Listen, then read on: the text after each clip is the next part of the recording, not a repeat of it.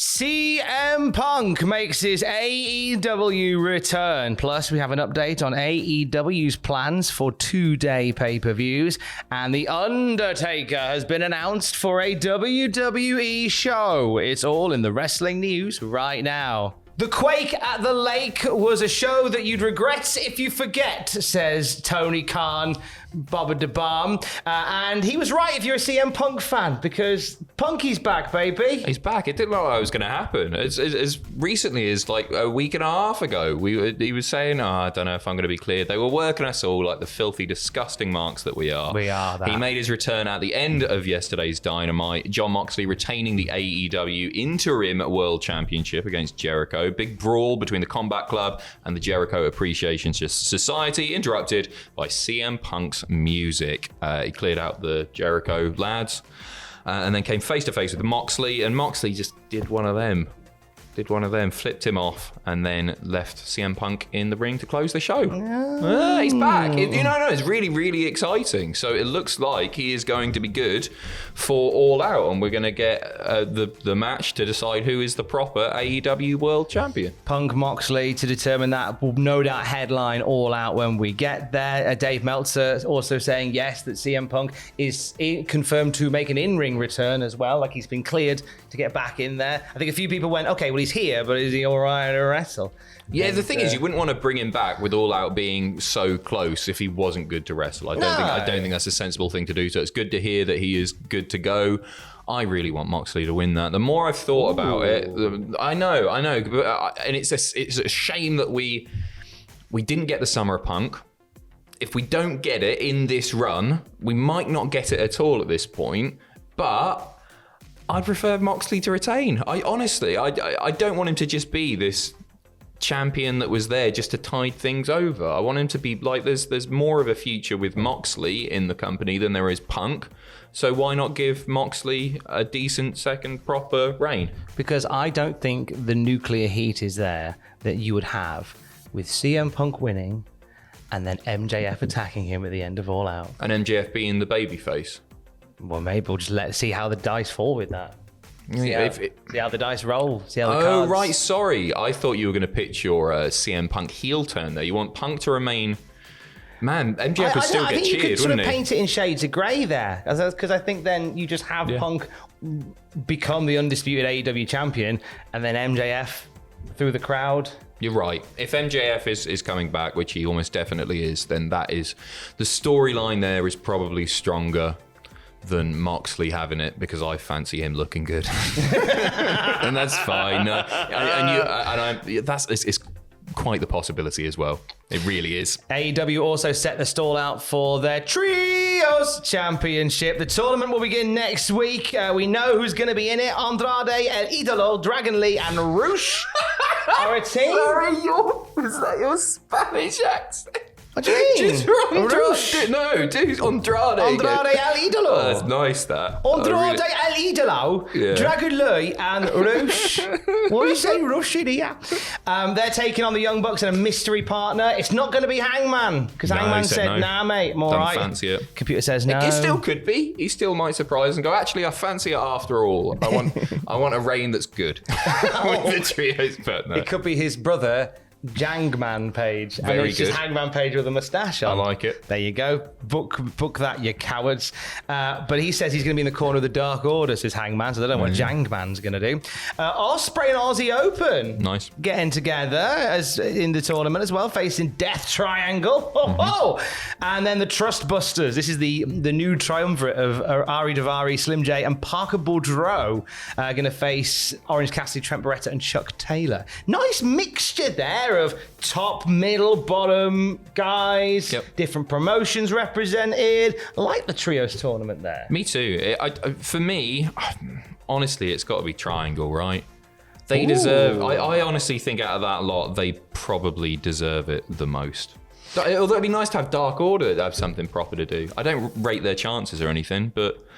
I don't know. I'd take Triangle there, Death Triangle. I kind of thought that maybe there was a glimmer of hope that we would have Adam Cole, Bobby Fish, and Kyle O'Reilly ready for this tournament, but by the fact they're not factored into it suggests that's not the case. Yeah. That would have been because the idea like Bucks and maybe Omega versus the Undisputed Era, as they were known in the main event. Would have been quite nice, but it seems like we're not going that way. At least now. Maybe see you at Full Gear, lads. A former WWE star was backstage at Quake by the Lake, as reported by Cassidy Haynes. Eric Redbeard, formerly Eric Rowan, was there. This comes after he was saying he was kind of hinting at a WWE return online. Was he? He was kind of giving it a bit, maybe it's time to return and all that. And then he was backstage here because he was in his hometown of Minneapolis. Well, his home city, Minneapolis. And I believe he wrestles on Rampage this week. We won't do spoilers there, but I believe. Did he? Oh, good for him. You know what? I'm sad that he's not been signed somewhere proper. He came out of the Brody show, very touching moment, held up the sign. It was lovely seeing him welling up and everything. And I think a lot of people thought, oh, maybe he's going to come into AEW proper, but it was a one-off, really, wasn't it? Well, clearly not a one-off, but it was, at the time, a one-off, just to pay tribute. But I'd really like to see what he can do, because I've not really seen that much of him on the indies since leaving WWE. Would you fancy a WWE return for Rowan Redbeard? I think if there's the right story, I mean, what you could do is just have the cage return. Obviously, we know there was a spider in little it. Robotic spider, yeah. But have the cage there, and That's when they where the open money the is. cage, Eric Redbeard crawls out. Oh, I like it. It was quite a small cage, Tom, and It's he's a small- quite a large man. You think enhance the size of the cage? Stick with us here. Come on. You could animate it like it's the Pink Floyd The Wall video. Mm-hmm. I don't know why, like him changing size and coming. I like it. I think that's really, really strong, and Triple I think H, they're going to why do are you that. returning my DMs, mate? Banging, that is. I tell you what, Tony Khan will not be returning any calls for Dustin Rhodes for a little while. So we talked about a thing yesterday. I love this. That Dustin Rhodes at a comic convention said, yeah, I think AEW we're going to be doing 2-day pay-per-views soon. That's a thing that's happening. Runnels. It's so funny. Tony's responded. What did he say? He was on Busted Open Radio, and he said, I saw a report that we were talking about doing 2-day pay-per-views yesterday, and I was like, well, who said that? And then I looked. It was Dustin. I was like, why would Dustin say that? I love Dustin so much, but I was surprised that he said it, because it's not something we really internally seriously discussed. I think at most maybe I've said, hey, that's an interesting business model, but far from ever saying that's how I'm taking our stuff, that's what I'm going to do. So I'm definitely not doing that, Dustin. That being said, even if I was, I probably wouldn't want somebody to break that news in a panel. Backstage heat on Dustin Runnels. Quick, change the headline immediately. I love it, right? Yeah.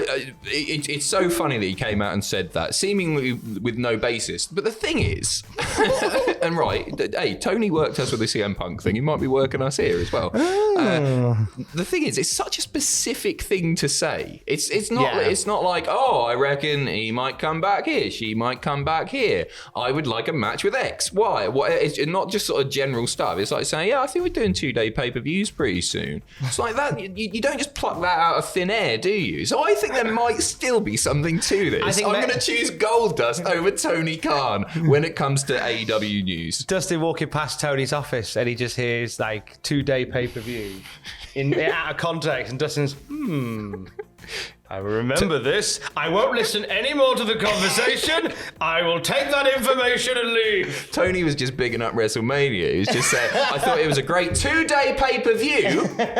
What? Excuse me, media outlets. What am I going to do? What am I going to do today? Pay-per-view. Probably watch that. 2-day pay-per-view, eh? There's a whole series of backstage skits with Dustin Rhodes mishearing things. New gimmick for him. There you go. I love the passive aggressiveness of that last bit. I probably wouldn't want somebody to break that news in a panel. Dustin, you idiot. Good lad. I'm so glad that the good Rhodes is still here. Good news if you're heading to Cardiff. Undertaker's coming as well. He bloody is. He's not going to be wrestling. WWE announcing yesterday that the Undertaker One Dead Man show.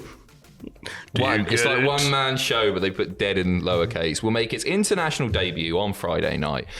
September the 2nd at New Theatre, Cardiff, Wales, ahead of Clash of the Castle, which is the following night, of course. Undertaker One Dead Man show will feature the Phenom in an intimate setting. It's like when Sonny got the pictures with the fans. You're going to get to go in bed with Undertaker, and he's going to do a one-man show. Because of COVID, he can't touch you, but he'll just do his little one-man show next to you. I'm just thinking of, like, because I see the One Dead Man show. I'm thinking it's stand-up. And I keep thinking Seinfeld. It's like Undertaker doing what's the deal with caskets? They're not very comfy these days. Am I right? Hello? Crickets. Is this on? He's going to be sharing... I hate when people steal your urn and lose all your powers. What's the deal with that? It's possibly the worst Undertaker impression I've ever heard. Can you do the eyes, Tom? What's the deal with Kamala... being scared of caskets? Yep. Do the eyes.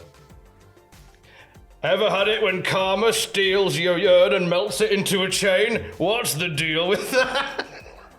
Some say these bits go on. Some say these bits go on too long. No, I say disagree. not long enough. Yeah, keep it going. Do the eyes again. He's going to be sharing before heard stories. From his Hall of Fame career, taking questions from the WWE universe in advance. So there you go. Do you not hate it when your brother comes back to life after you burned him in a funeral parlor as a kid? What's the deal with that? Hello, is this on? Do a video games, but he hates video games backstage. What's the... Oh yeah, I'll tell you what I hate. Tell you what I hate. People playing Pokemon. Just get your knives out for a bit, lads. Come on. Am I right? Hello? I think just cut the video there. I don't think ever end the video. What's the deal with Diamond Dallas Page stalking my wife? I'll reset the camera. No, we're still going. No, we're not. What's the deal? Goodbye!